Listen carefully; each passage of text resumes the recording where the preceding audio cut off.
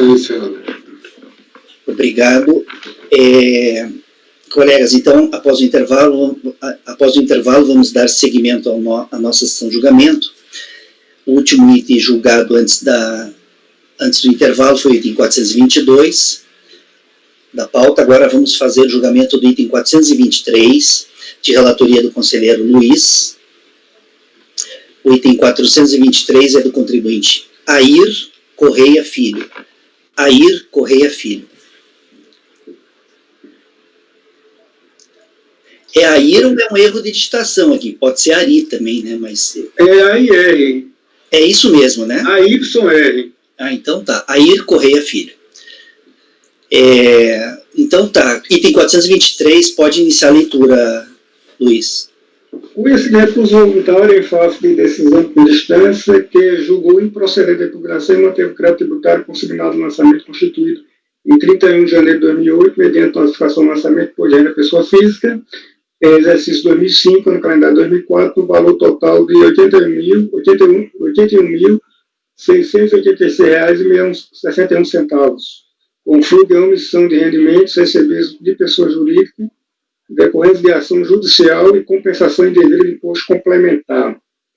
Certificado do teor da decisão de primeira instância, 16 de setembro de 2013, impugnante agora recorrente, interpôs recurso voluntário em 9 de outubro de 2013, reclamando em apertada síntese pela ausência de verificação da natureza do provento, que é realmente isento e não tributável por reforma militar por doença rara, grave e incurável, portanto, que não está sujeito à tributação, uma vez que a doença grave e a reforma militar foram reconhecidas em decisão judicial, transitado em julgado, portanto, fez escolha julgada formal e material, em face da União Federal que figurou como ré naquele processo. Inconstitucionalidade da autorização da taxa Selic para atualização de tributos e pedido impossível para a atualização dos tributos com juros compensatórios, pois não há que se falar em lucros cessantes em matéria tributária, sem contrarrazões ao relatório. O recurso voluntário é tempestivo e atende aos demais requisitos previstos no decreto 7235, portanto, dele conheço e passa a apreciação.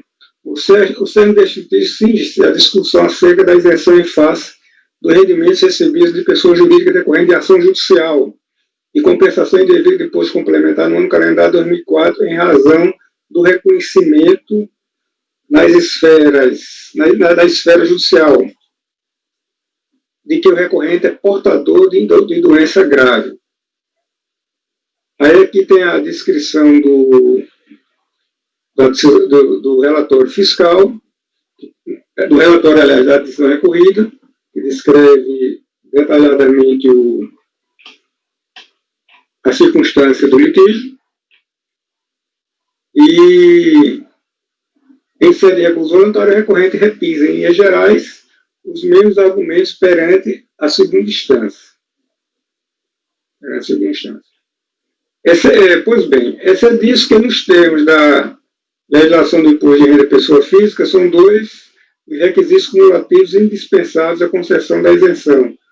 Natureza dos valores recebidos, que devem ser proventos de aposentadoria ou reforma, e existência de moléstia grave legalmente tipificada. Na DIF 2004, não são informados rendimentos decorrentes de decisão da Justiça Federal, Código de Receita 5928, no valor total de R$ 248.142,37 no mês de julho, e imposto aderido na fonte de R$ 7.444,27 centavos. A portaria SIDIP 610 de 99, publicada no DU de 10 de setembro de 99, informa que o recorrente foi reformado na graduação de terceiro sargento com os proventos da mesma graduação, a partir de 1º de janeiro de 86, data indicada pela Justiça Federal para início da vigência, indicando assim a natureza dos rendimentos, que trata-se, portanto, de reforma, né? No outro dia, extrai-se do voto do ilustríssimo desembargador federal Arnaldo Lima, TRF da segunda região, o seguinte excerto relativo às suas razões de decidir. Aí aqui está descrito, eu vou ler aqui o que o desembargador escreveu. A recorrida sentença lavada pelo meritíssimo juiz federal, Rogério Vieira de Carvalho, contém a seguinte motivação. A prova pericial deixa certo não necessitar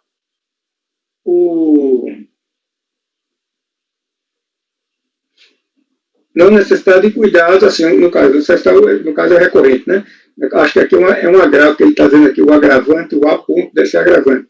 De cuidados permanentes de enfermagem, como se vê da resposta ao requisito 4 da série de quesitos do autor, o que conduz à improcedência do pedido de auxílio e validez.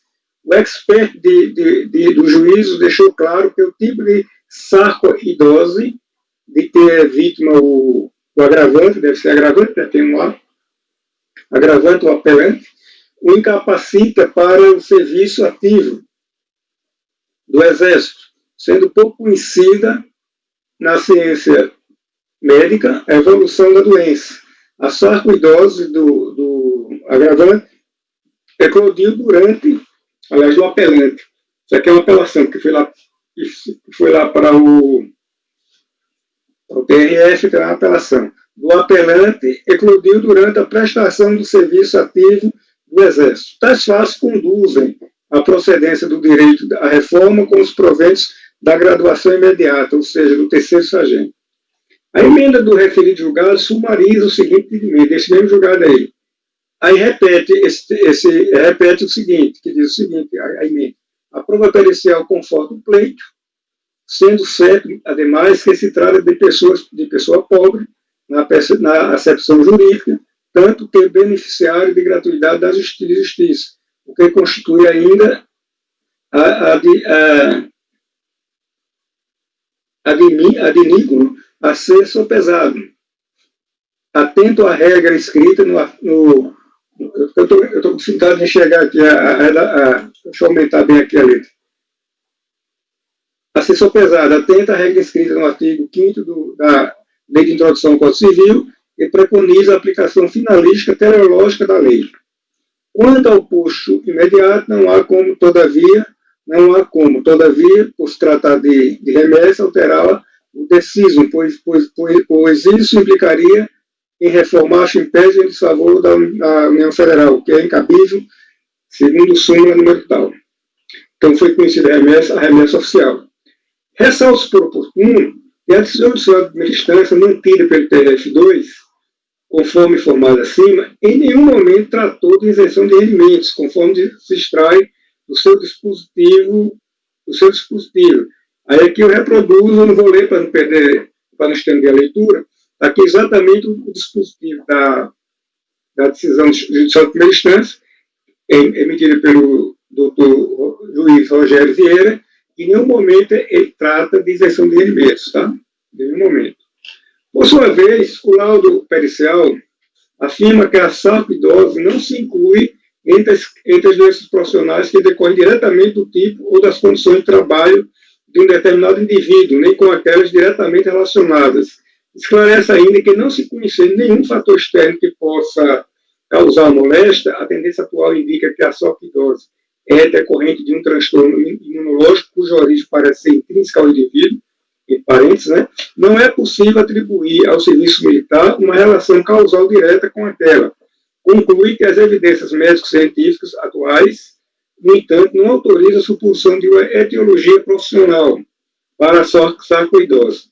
Em pesquisa nessa data, ao endereço grausvalero.com.br, disponibilizado na internet, destaco as seguintes informações acerca da referida doença. Aí aqui no site do Dr. Drauzio Varela tem aqui o conceito caracterizando o que é sarcoidose. A doença de Besnér-Boeck-Schaumann é uma enfermidade autoimune que se caracteriza pelo crescimento de nódulos inflamatórios ou pelo acúmulo de células do sistema imunológico, macrófagos, em resposta a algum tipo de agressão sofrida pelo organismo. Aí ele prossegue na definição, e sarcoidose é uma doença granulomatosa, inflamatória, multissistêmica, não contagiosa, de causa desconhecida.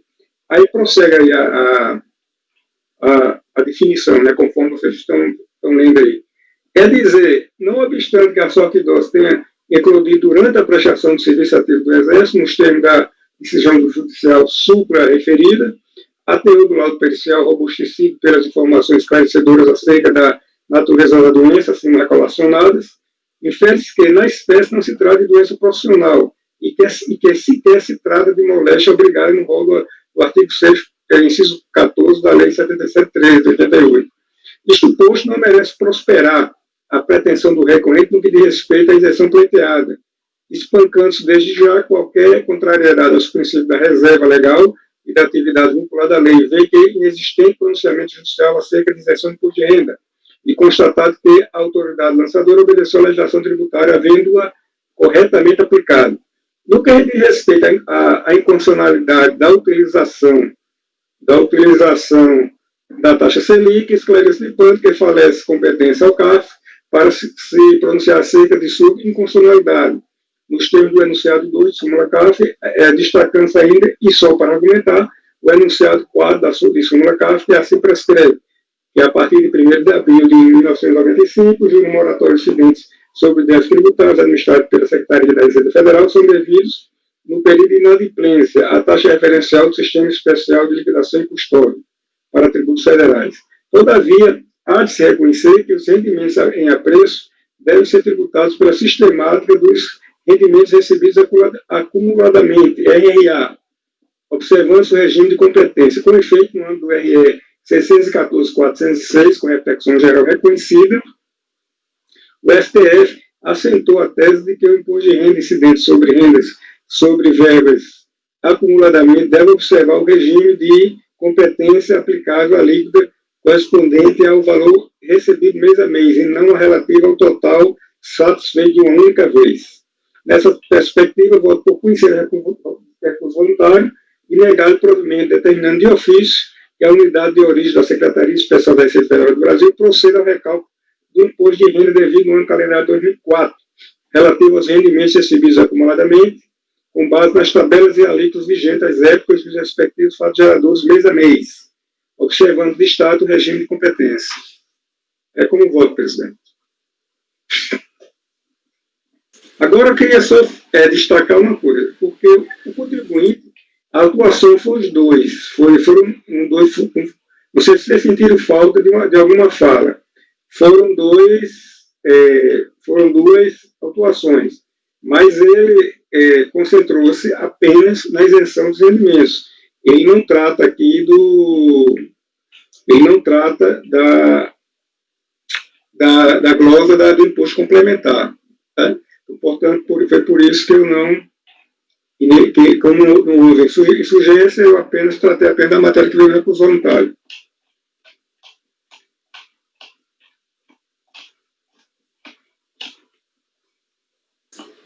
Ok, Luiz. Colegas, em relação ao item 423 da pauta, do contribuinte Air Correia Filho, o conselheiro relator está votando no sentido de negar provimento ao recurso voluntário,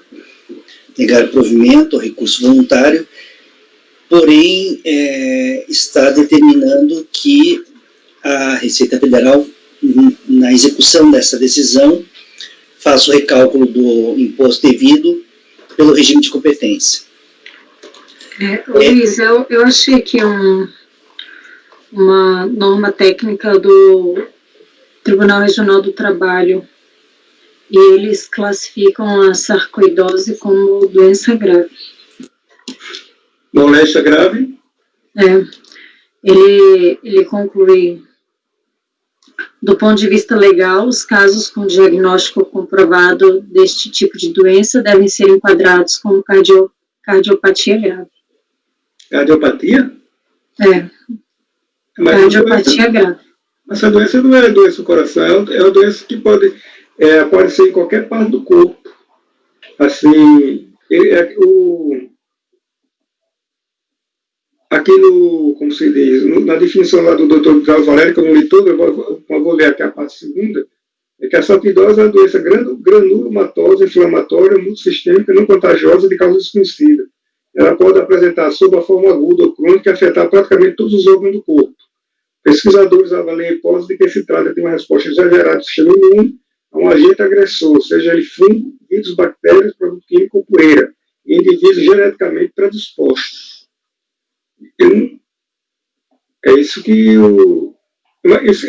antes de colocar aqui a do Dr. Drauzio Valério, eu consultei vários sites de medicina, né, especializada, e é exatamente o que ele está dizendo aqui, só que como ele foi bastante objetivo na descrição, eu relacionei a informação do site dele. Agora, isso é uma decisão de tribunal regional, né, não é do superior, não, né?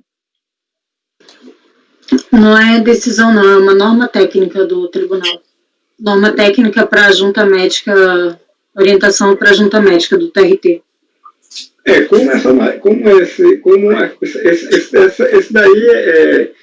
Esse julgado TRT, ele está afeto ao regime geral, né? Regime de previdência. Esse daqui é uma reforma militar, no qual foi discutido amplamente assim, a extensão da doença, e na decisão judicial em nenhum momento se cogitou de falar de isenção, apenas foi usado, apenas a questão da patologia foi usada como motivação para a reforma do contribuinte dos quadros do Exército.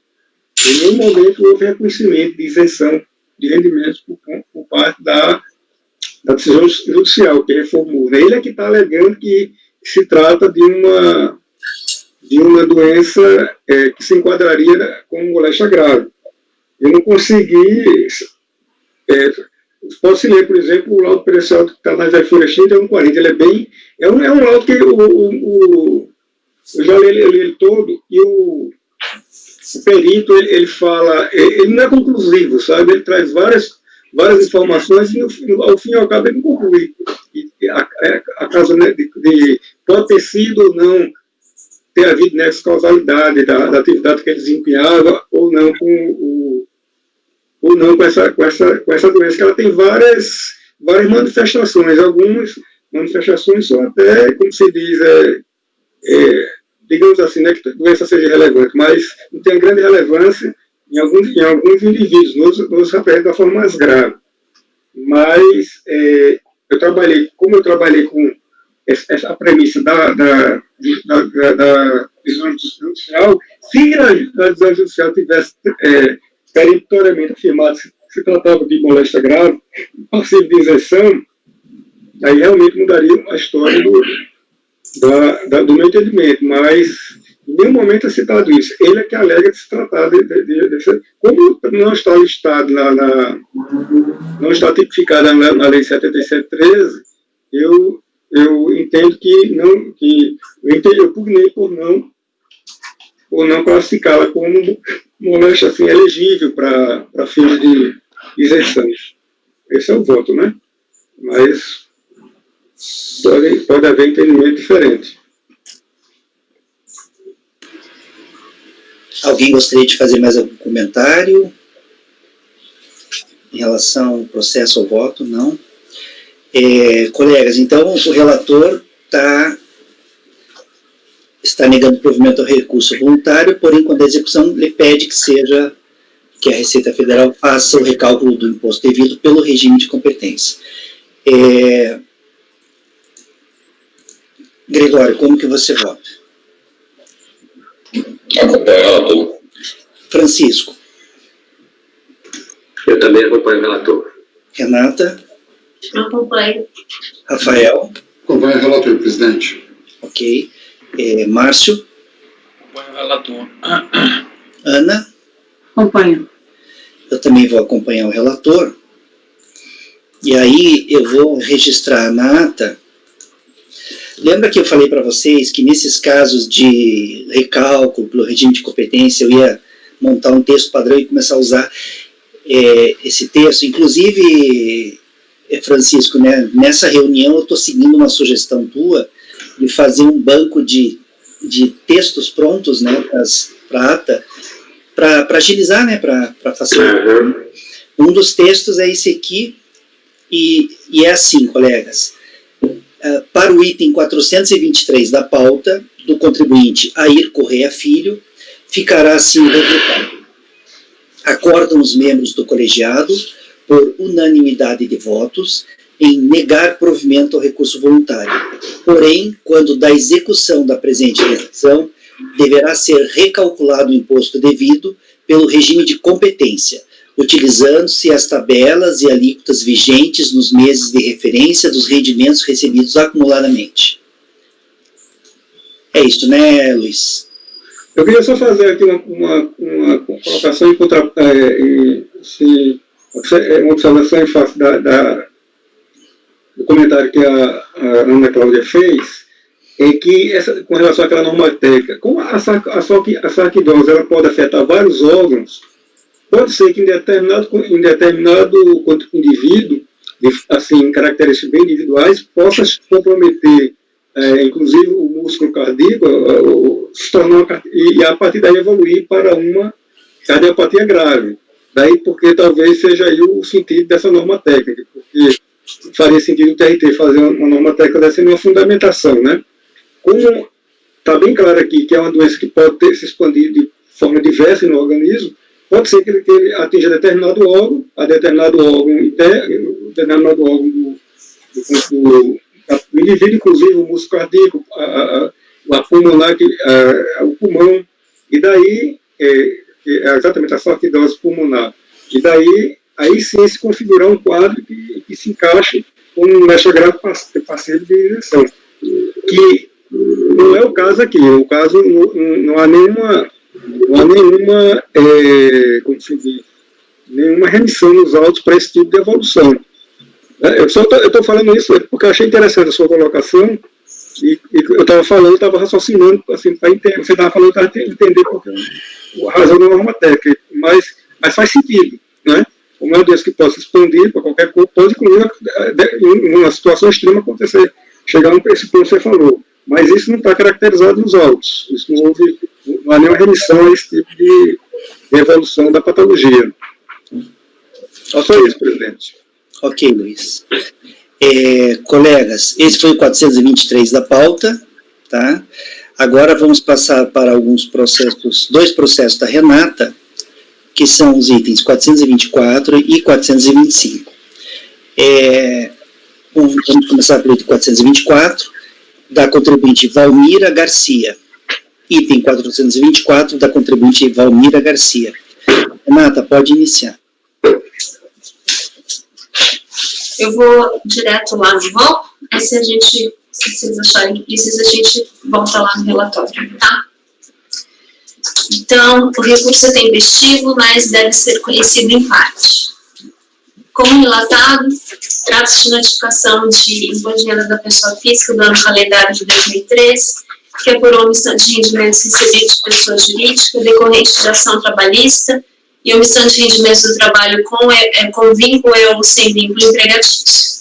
A impugnação apresentada pela recorrente, então impugnante, foi julgada precedente em parte pela DRJ-SP1 para reconhecer que estão abrangidos pela isenção do imposto de renda dos proventos de aposentadoria ou pensão recebidos do Instituto Nacional de Seguro Social, no valor de R$ 12.022,74, e a complementação de aposentadoria recebida de Real Grandeza Fundação de Previdência e Assistência Social, no valor de R$ 22.172,91, uma vez que a recorrente comprovou que é portadora de moléstia grave nos termos do artigo 6º, inciso 14 da Lei 773 de 88, mantendo-se quanto ao mais o lançamento.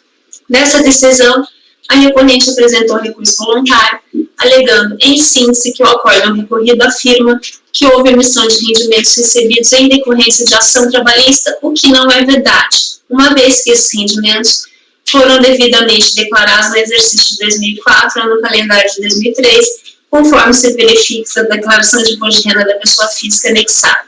Alega que não foi considerado o fato de que, com relação à omissão quanto aos rendimentos do trabalho com vínculo e ou sem vínculo empregatício sujeitos à tabela progressiva, no valor de R$ 27.214,21, o imposto de renda retido na fonte foi devidamente recolhido no valor de R$ 181,77. Assim, argumenta que não se há falar em omissão, uma vez que houve boa-fé por parte da recorrente, que efetuou o devido recolhimento do imposto de renda retido na fonte sobre os rendimentos oferidos, tanto a título de valores recebidos na ação judicial trabalhista, bem como sobre os adventos de sua atividade laborativa.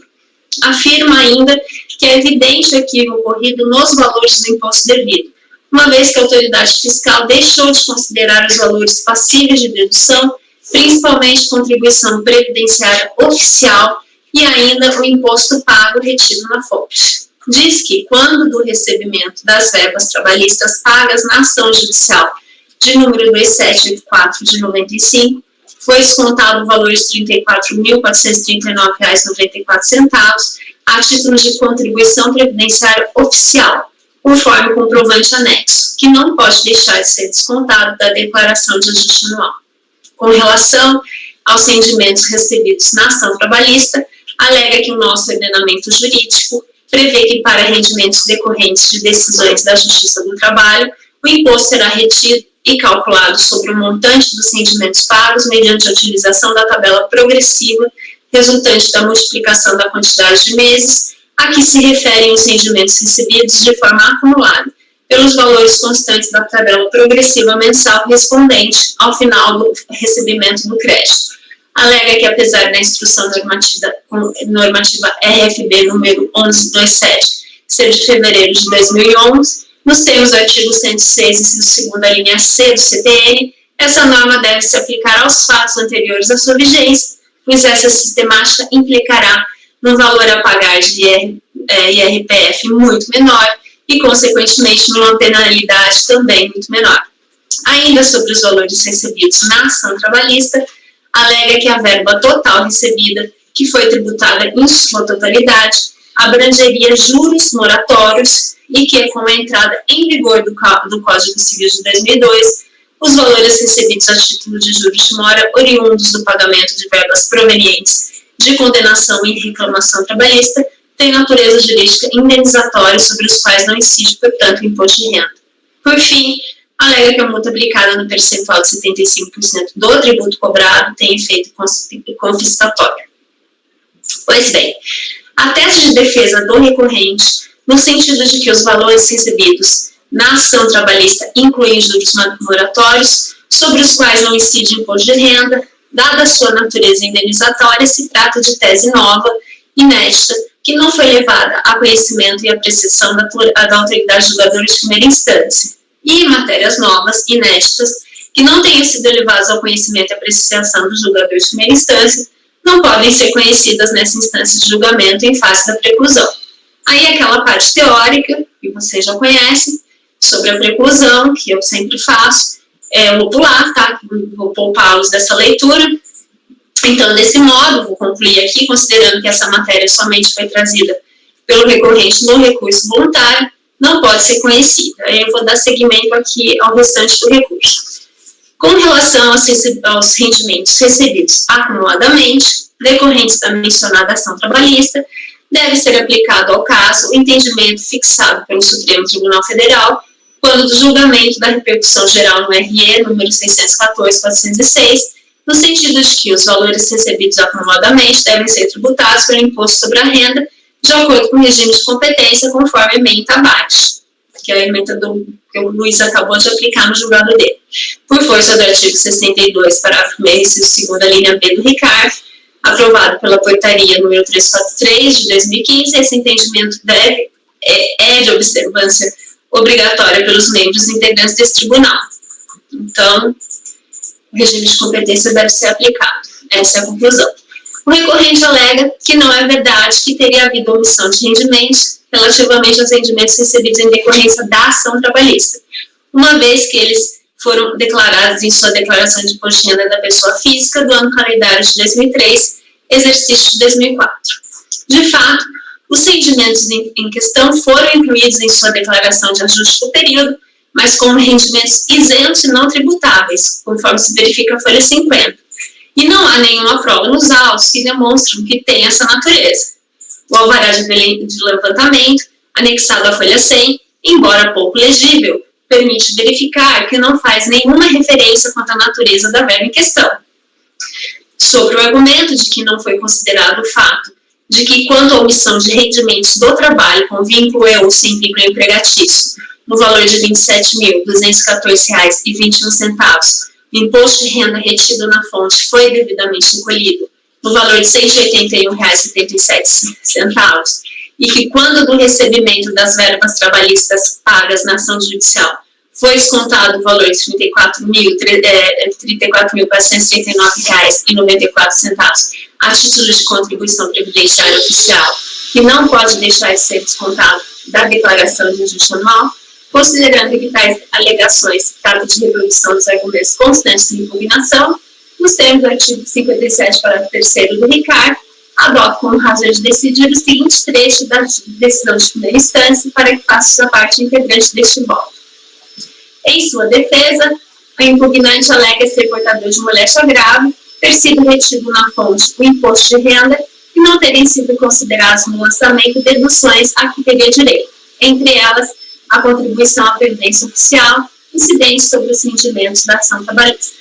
Deve ser esclarecido, no caso do regime de retenção por antecipação do imposto, que será acordado posteriormente pelo contribuinte, e além da responsabilidade atribuída à fonte pagadora para a retenção e recolhimento do imposto de renda na fonte, a legislação determina que a apuração definitiva do imposto de renda seja efetuada pelo contribuinte pessoa física na declaração de ajuste anual. A obrigação da fonte pagadora em reter o imposto de renda na fonte, portanto, neste caso, não exime o beneficiário dos rendimentos da obrigação de incluí-los na declaração de ajuste anual. Nesse sentido, preceitua a legislação tributária. Aqui está a instrução normativa número 15 de 2001, que eu não vou ler, está aqui para vocês. O valor que o contribuinte pretende seja deduzido de R$ 34.439,94, recolhido conforme guia da Previdência Social de folha 118, engloba também a contribuição patronal, que não é ônus do contribuinte e dele não foi retida. A dedução da contribuição à Previdência Oficial permitida com base no inciso 1º do artigo 74, combinado com o inciso seguinte do artigo 2º do artigo 84 do RIR de 99, na determinação da base de cálculo do imposto na declaração de ajuste do contribuinte, é aquela que foi descontada dos rendimentos tributáveis do contribuinte, e não a contribuição devida ao INSS de responsabilidade da empresa, ou seja, a contribuição patronal. Esta última pode ser considerada como despesa da empresa, nunca como dedução na declaração de ajuste do contribuinte, no caso, o empregado daquela empresa. Vou tirar um gol aqui, tá? Gosto de fazer. Transcreve os dispositivos citados como segue que dispõe a respeito disso. Portanto, não assiste razão ao impugnante quando pretende deduzir a contribuição à Previdência Social feita pela reclamada sobre créditos trabalhistas da reclamante em ação trabalhista. Essa contribuição feita pela empresa é despesa daquela e não pode ser utilizada para dedução na declaração de ajuste anual da pessoa física beneficiária dos rendimentos. Então, diante do exposto, voto no sentido de dar parcial provimento, conhecer em parte, né? Está faltando conhecer em parte do recurso voluntário, na parte conhecida, dar-lhe parcial provimento para determinar o recálculo do imposto de renda da pessoa física relativo ao rendimento recebido acumuladamente, com base nas tabelas e alíquotas das épocas próprias a que se refiram tais rendimentos tributáveis, observando a renda oferida mês a mês pela contribuinte, regime de competência. Deixa eu corrigir aqui, conhecer em parte.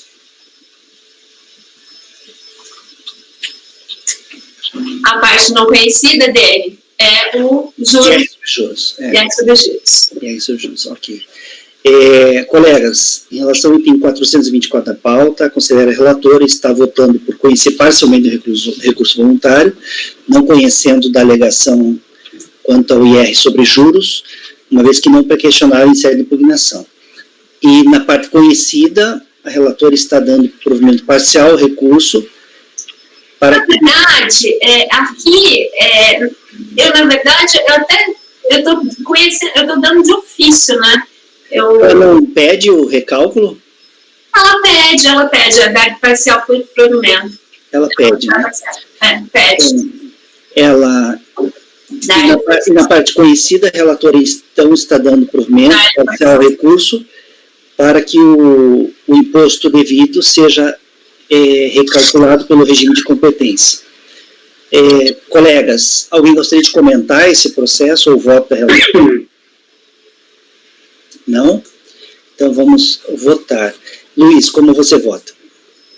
Acompanho a relatora. Gregório? Acompanho. Francisco? Eu também acompanho. Rafael? Acompanho. Márcio? Acompanho a relatora. Ana? Acompanho. Eu também acompanho a relatora.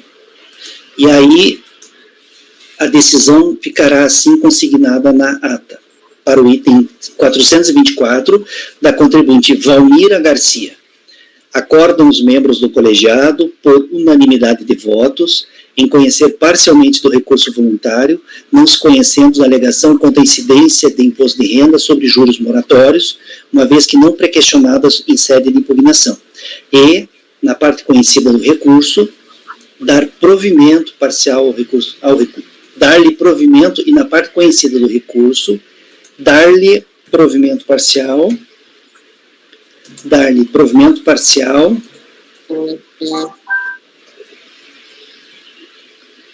determinando-se o recálculo do imposto devido pelo regime de competência, utilizando-se as tabelas e alíquotas vigentes nos meses de referência dos rendimentos recebidos acumuladamente.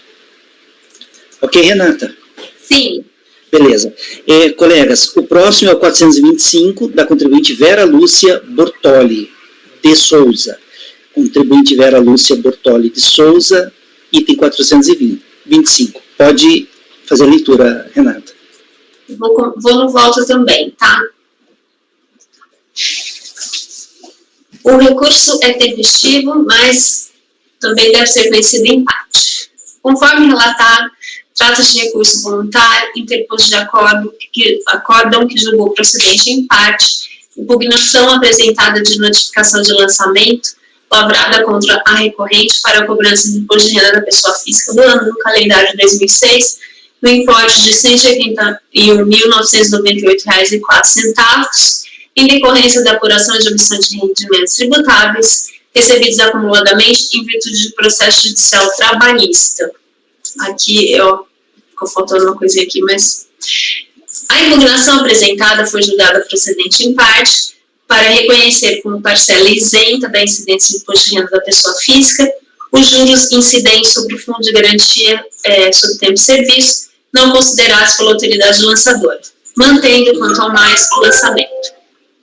Interposto recurso voluntário dessa decisão, a contribuinte, agora recorrente, nele introduziu teses novas, inéditas, que não foram submetidas à apreciação do julgador de primeira instância, além de trazer informações divergentes das prestadas ao julgador ACO acerca de fatos debatidos em primeiro grau.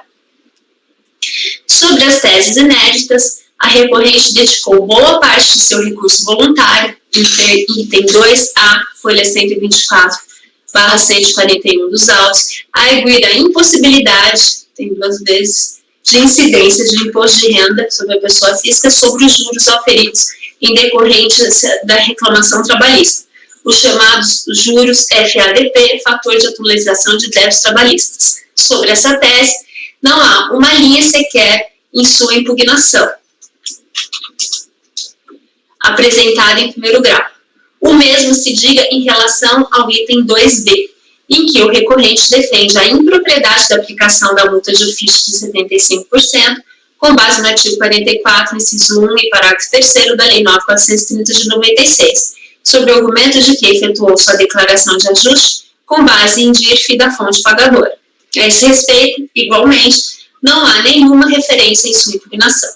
Pois bem, aí a parte teórica, essas teses novas e inéditas que não tenham sido submetidas à apreciação do julgador de primeiro grau, não podem ser conhecidas em primeira instância de julgamento em face da preclusão. Portanto, não podem ser conhecidas em segundo grau de julgamento. Desse modo, considerando que essas matérias somente foram trazidas pelo recorrente no recurso voluntário, não serão conhecidas. Prosseguindo, A recorrente também argue em seu recurso a impossibilidade de incidência do imposto de renda da pessoa física sobre rendimentos recebidos acumuladamente, desconsiderando a tabela progressiva mês a mês. Cita julgados do STJ, que dão conta de que a jurisprudência consolidada daquele tribunal superior é no sentido de que, no cálculo do imposto de renda incidente sobre os rendimentos recebidos acumuladamente, em virtude de decisão judicial, devem ser levadas em consideração as tabelas e alíquotas das épocas próprias a que se referem tais rendimentos, razão pela qual alega que deve ser reformada a decisão recorrida e revisto o lançamento, aplicando-se as alíquotas mensais vigentes na época em que os rendimentos deveriam ter sido oferidos, acaso neste crédito, reste crédito tributável exigível.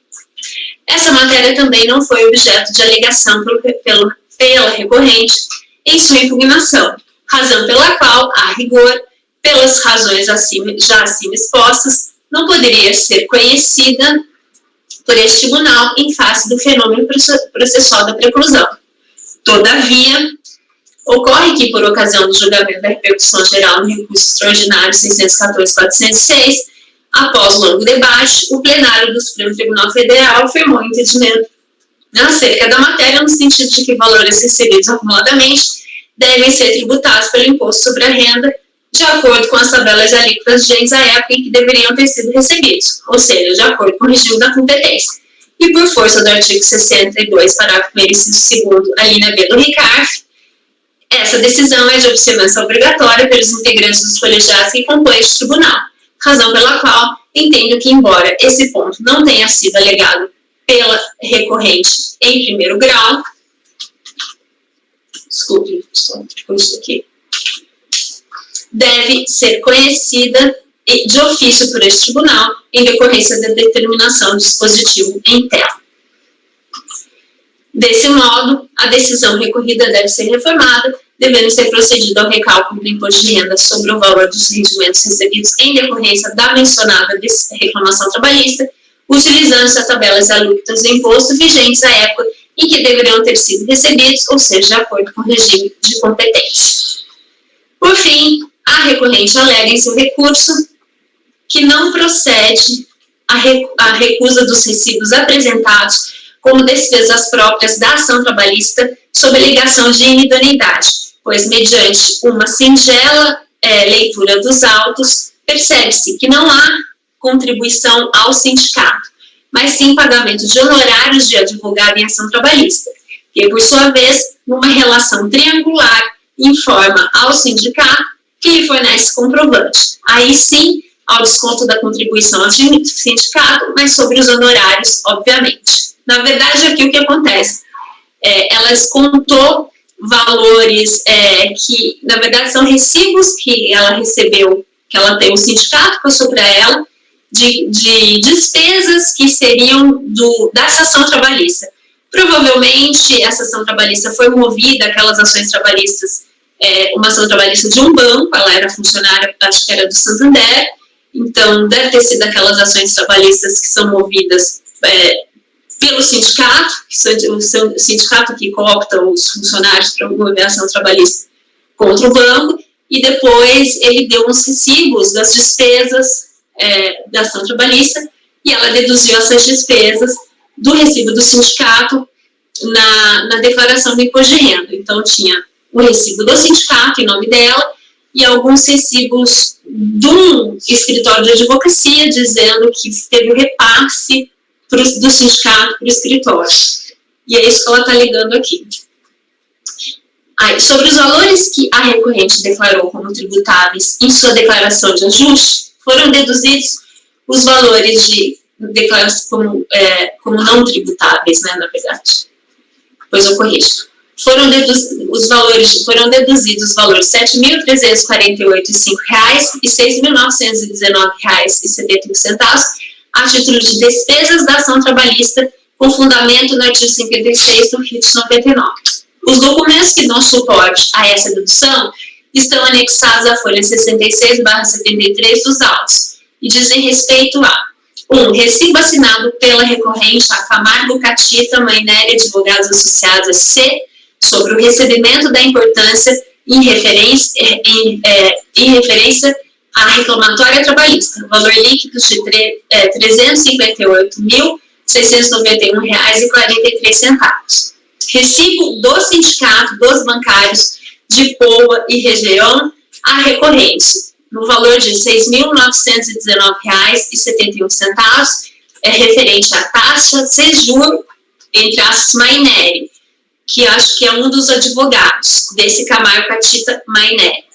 Recibo do Sindicato dos Bancários de Poa e região a Camargo Catita Maineri Advogados Associados, no valor de R$ 6.919,71, relativo a desconto em favor do Sindicato dos Bancários sobre reclamatória trabalhista número final 98-6, reclamante Vera Lúcia Bortoli Souza, reclamada Banco Santander Banespa S.A.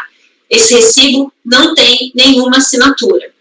Recibo do Sindicato dos Bancários de Poa e região a recorrente no valor de R$ 7.320,23, referente à taxa Sejur Maineri Folha 71. Recibo do Sindicato dos Bancários de Poa e região a Camargo Catita Maineri Advogados Associados no valor de R$ 7.320,23, relativo ao desconto a favor do Sindicato dos Bancários sobre reclamatória trabalhista final 98-6, reclamante Vera Lúcia Bortoli Souza, reclamado Banco Santander Banespa. Esse recibo não tem nenhuma assinatura. Recibo assinado pela recorrente a Camargo Catita Maineri Advogados Associados sobre o acordo firmado na reclamatória trabalhista, valor líquido R$ 347.300.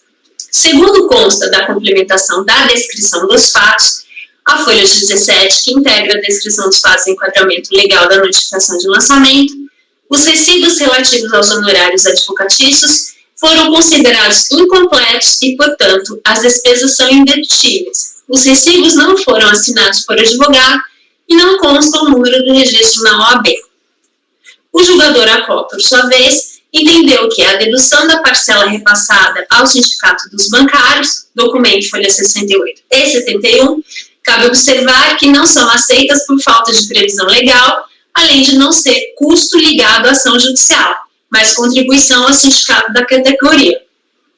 Em seu recurso, a recorrente alega que, mediante uma singela leitura dos autos, percebe-se que não há contribuição ao sindicato, mas sim pagamento de honorários de advogado em ação trabalhista, que, por sua vez, numa relação triangular, informa ao sindicato que lhe fornece comprovante, aí sim, ao desconto da contribuição ao sindicato, mas sobre os honorários, obviamente. Assim, é que, sobre os valores tributáveis declarados no ajuste anual, foram deduzidos as quantias referentes às despesas na ação trabalhista. Os valores descontados, despesas da ação trabalhista de R$ 7.348,05 e de R$ 6.919,71 foram repassados ao Sindicato dos Bancários de Porto Alegre pelo advogado Antônio Carlos Schumann Maineri, OAB 7.558, representante do sindicato e defensor da contribuinte na ação.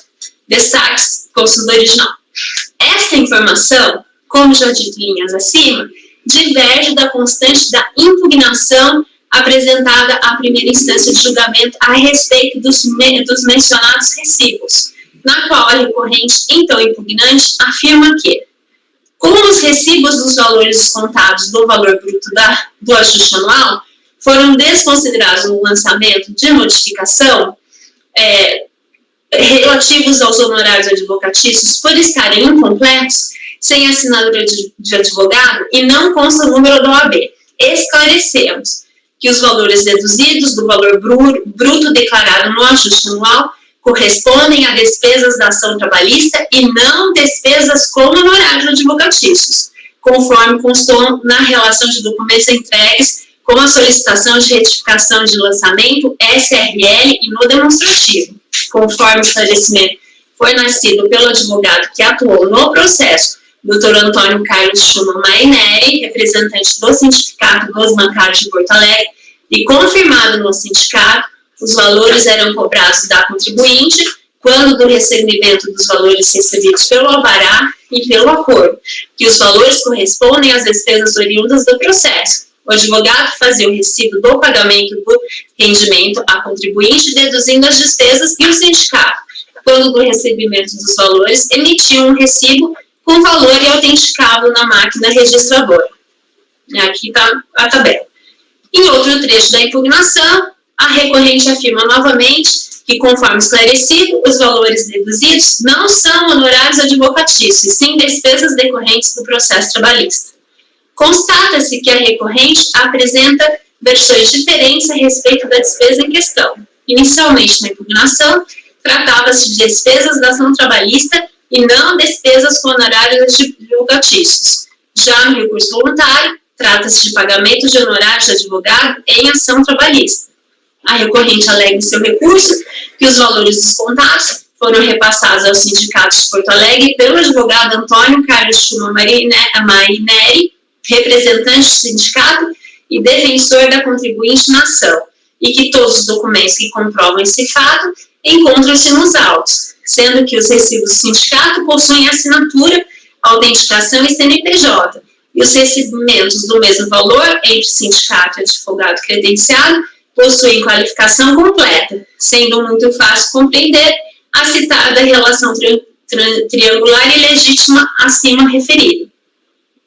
Com todo respeito, não me parece que essas relações de representação processual da contribuinte na aludida reclamação trabalhista, o Camargo Catita Maineri, advogados associados SC e o Sindicato dos Bancários de Poa e região, estejam bem comprovadas nos autos esclarecidas. A recorrente afirma que os valores descontados, despesa da ação trabalhista de R$ 7.348,05 e R$ 6.919,71 foram repassados ao Sindicato dos Bancários de Porto Alegre pelo advogado Antônio Carlos Schumann Maineri, representante do sindicato e defensor da contribuinte na ação, mas não há nenhuma prova nos autos da relação de representação do sindicato por esse advogado a justificar a aludida relação triangular que, diferentemente do que afirma a recorrente, seria muito fácil compreender. É impossível mesmo compreender como algo pode ser e não ser ao mesmo tempo. Ser pagamento de honorários e não ser pagamento de honorários. Ser pagamento de despesas e não ser pagamento de despesas. Some-se a isso o fato de que, como a própria recorrente esclarece em seu recurso, a folha 6 de 44, apenas os recibos do sindicato possuem assinatura, enquanto os recibos entre sindicato e advogado credenciado possuem apenas qualificação completa. Os recibos do sindicato possuem assinatura, autenticação e CNPJ, e os recibos do mesmo valor entre sindicato e advogado credenciado possuem qualificação completa.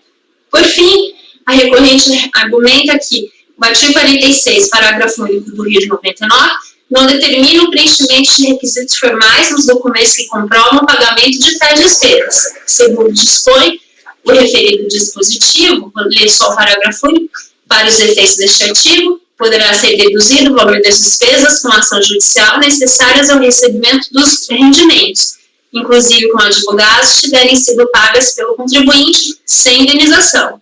Embora o dispositivo de fato não exija o cumprimento de requisitos formais, há que se comprovar evidentemente que as despesas deduzidas foram efetivamente necessárias ao recebimento dos rendimentos, inclusive com os honorários.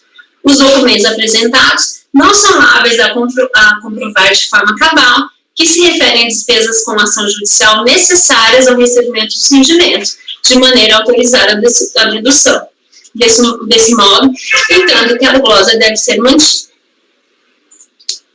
Por todo exposto, voto por conhecer em parte o recurso voluntário, para, na parte conhecida, dar-lhe provimento parcial para determinar, de ofício, o recálculo do imposto de renda da pessoa física relativo ao rendimento recebido acumuladamente, com base nas tabelas e alíquotas das épocas próprias, a que se reviram tais rendimentos tributáveis, observando a renda oferida mês a mês pelo contribuinte.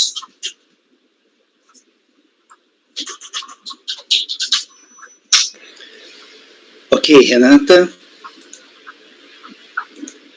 Colegas, em relação ao item 425 da pauta, a relatora está conhecendo parcialmente do recurso voluntário, ela não está conhecendo da alegação quanto à incidência de IR sobre juros moratórios e nem da alegação quanto à multa de ofensa de 5%, uma vez que tais alegações não foram pré-questionadas em sede de impugnação.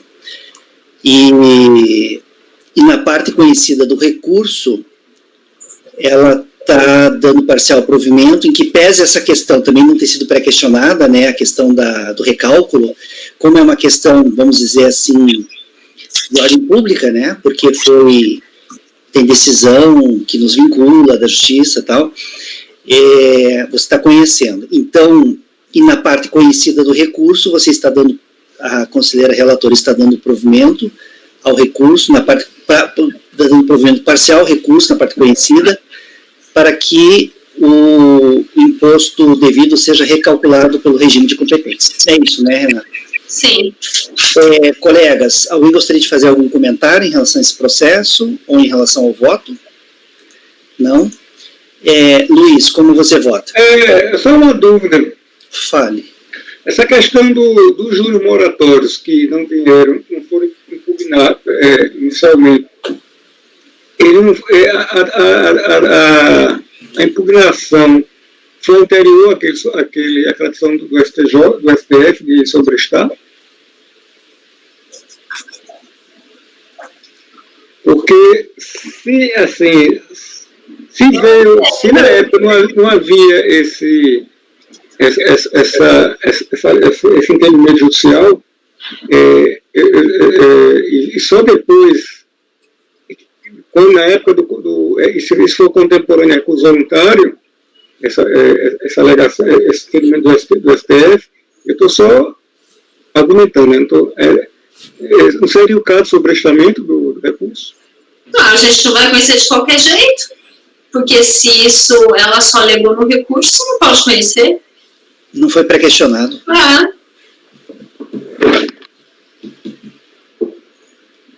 Mas ela podia não ter pré-questionado pelo fato de não existir essa digamos assim, esse questionamento judicial, né? Mas mesmo no questionamento judicial, eu já vi recurso, mesmo antes de ter esse questionamento, e contribuinte dizer que não incide, porque... Sim, eu já vi também. A coisa toda, né? Eu também já vi. Não, eu estou assim, só argumentando se não seria uma matéria, assim, pelo fato de haver esse pronunciamento recente do STF, se não seria assim, se o recurso voluntário não estaria se alinhando a esse novo entendimento do STF, né? Mesmo que fosse posterior o recurso, isso não ia fazer com que a gente tivesse que conhecer. Isso não muda nada. Preclusão é preclusão. Sim, tem dúvida. Mas tudo bem, não vou entrar nesse método, não. Mas é só uma dúvida que a minha veio aqui. Eu já refleti sobre isso também. Até, não sei se foi na sessão passada ou retrasada, teve um caso da Ana também nesse sentido. E eu tive, acho que uns 3 ou 4 processos que eu fiz o despacho. Inicialmente eu tinha identificado 4, mas no final das contas só foram 3 que eu fiz o despacho de sobrestamento, porque tinha essa matéria. E aí, conversando com o presidente Dene, aí eu suscitei isso também, que o Dene questionou, né, se tinha sido alegado na impugnação, se não e tal. Eu cheguei até a comentar. E nos meus casos tinham, nesses 3 que eu acabei sobrestando, tinha na impugnação e também trouxe no recurso. Mas eu lembro que eu cheguei a comentar que, em tese, eu estava refletindo sobre a matéria, para ver se, mesmo não tendo sido alegado na impugnação, mas sido alegado no recurso, se ainda assim não seria o caso de sobrestar, já que há uma decisão para sobrestar o processo em função de uma decisão do STF tomada no processo reconhecido com repercussão geral. Só que a decisão do STF, que determinou o sobrestamento, é no seguinte sentido: primeiro teve a decisão, depois ela foi editada nos seguintes termos: a suspensão dos procedimentos administrativos pendentes no âmbito da Receita Federal do Brasil refere-se tão somente aos processos administrativos que tenham controvérsia instaurada acerca da incidência do imposto de renda sobre os juros moratórios. Então, no caso, não se instaurou a controvérsia instaurada e não foi alegado na impugnação, não instaurou a controvérsia, né, em relação a essa matéria. Bom esclarecimento, Gregório, muito bom, gostei do esclarecimento. Quer dizer, pelo menos, eu estou bem acompanhado na dúvida, né? Bem, Luiz, você acompanha o relator, então? Sim, acompanha. Foi só um comentário, porque foi uma dúvida que me adveio, assim, quando eu li rapidamente, né? Tá. Claro que sim. Tá. Gregório? Acompanho. Francisco? Eu também acompanho. Rafael? Acompanho o relator. Márcio? Acompanho a relatora. Ana? Acompanho. Eu também acompanho. Então, em relação ao item 425 da pauta, da contribuinte Vera Lúcia Bortoli de Souza, ficará assim o resultado. Acordam os membros do colegiado, por unanimidade de votos, em conhecer parcialmente do recurso voluntário, não se conhecendo da alegação quanto à incidência de imposto de renda sobre juros moratórios e da alegação quanto à multa de ofício de 75%, uma vez que não pré-questionados em sede de impugnação. E, na parte conhecida do recurso, dar-lhe provimento parcial, determinando-se o recálculo do imposto devido pelo regime de competência, utilizando-se as tabelas e alíquotas vigentes nos meses de referência dos rendimentos recebidos acumuladamente. É isso, né, Renata? Então tá, colegas, pelo relógio aqui, pela hora de Brasília, tá faltando, quer ver? 10, 9, regressiva. 4, 3, 2, 1, 0. 18 horas certinho. Então, colegas, deu então o nosso horário, né? Vamos encerrar a sessão por aqui. Retomamos daí em janeiro a nossa reunião, nossa próxima reunião em janeiro. Rafael, Francisco e Janaíne podem encerrar a gravação.